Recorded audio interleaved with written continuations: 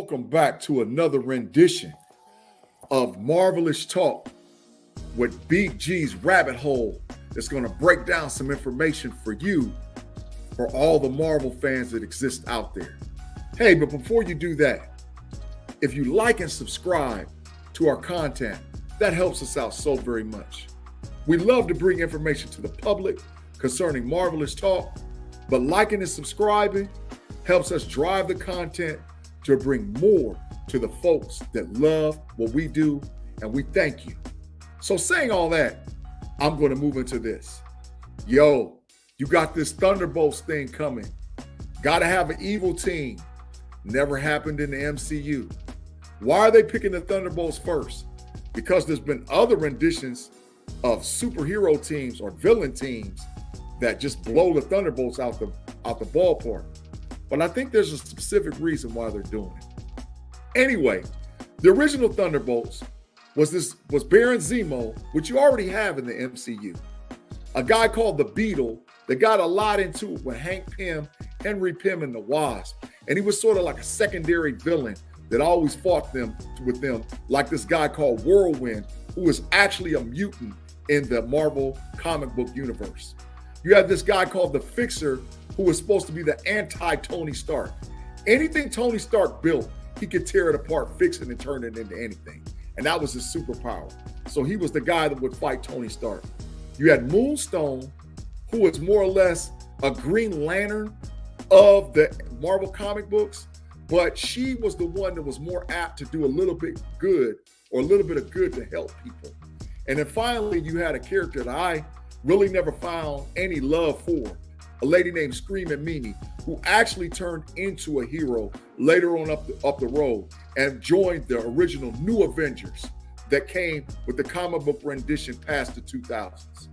But in this rendition, or this version, I think they've already set up primary players, and I think there could be one or two more big-time people that could join the squad and actually round out a villain team that could rival the loved or beloved Avengers. So, of course, you have the recruiter, Val, who is the Nick Fury of recruiting people to fight for the Thunderbolts. You've already seen Val in multiple Marvel content stories, including on Disney Plus, some of the short stories, and even on the big screen with her role in Black Widow. So Val is going around recruiting all these other folks, sort of like Fury did from the Agents of S.H.I.E.L.D. to recruit the Avengers. You have the Abomination, which we know will be back in She-Hulk. And we already have seen him in Shang-Chi fighting, trying to get ready and prepare for what? What is he doing? We also know that there's a super prison that's attached to him, that you see him going in and out of the Shang-Chi, and he's already showed up in the She-Hulk trailer. So is he going to get his amnesty for going and fighting for the Thunderbolts, which is now maybe America's team versus the Avengers? Who knows? But if you got an Avengers, you got to have a Hulk. So who better could you have than the Abomination? You have the U.S. agent, John Walker, who became the Marvelous Talk podcast centerpiece of conversation for weeks and weeks and weeks and weeks. You know, it's the fake Captain America, or whatever you want to call him. But he does have the super soldier formula in him, which he took right before the episodes ended. So now you have a dark representation of a Captain America figure who could play centerpiece in the Thunderbolts.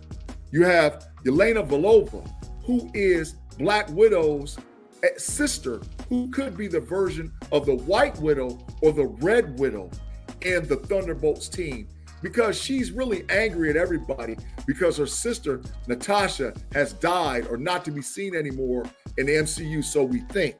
So she could take or reprise the role of the Black Widow or the Red Widow or the White Widow. And finally, a member that I think you're going to see join is Ghost. So Miss Starr was already shook and broken, and she had some help with Mr. Foster, who was actually Goliath, a hero / villain who has the same growth ability like Henry Pym. So she's been helped by Hank Pym's wife, Janet Van Dyne, to stop phasing in and out of stuff. But is it going to last? Or has she already been bought off to say, hey, look, I know how to get into the quantum realm, and I'm going to show you guys how to do, because we know that the Marvel shows is already setting up something big with the quantum realm and Quantum Mania, Ant-Man and the Wasp. But with the untimely death of Thunderbolt Ross, who the team was founded for, aka the Red Hulk, and whose Marvel's already said they're not going to recast, I look for this Norman Osborn, for all you Spider-Man fans and Spider-Man lovers, to join the Thunderbolts and be the centerpiece or the glue of the Thunderbolts. We know Norman Osborn as the Green Goblin in the comic books, and even so played out on the big screen.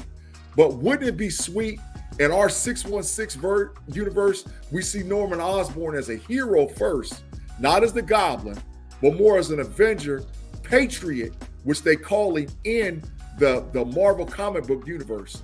And then because of some freak accidents or experiment or whatever, he then shifts and turns to the Green Goblin. Wouldn't that be great for a Marvel production? So I'm thinking and feeling that the Thunderbolts is going to be a lot bigger, even though I know that them as a team really wasn't all that in the comics. On the big screen, I look for them to be one of the big bad team that they put together that's going to lead us to Battle World.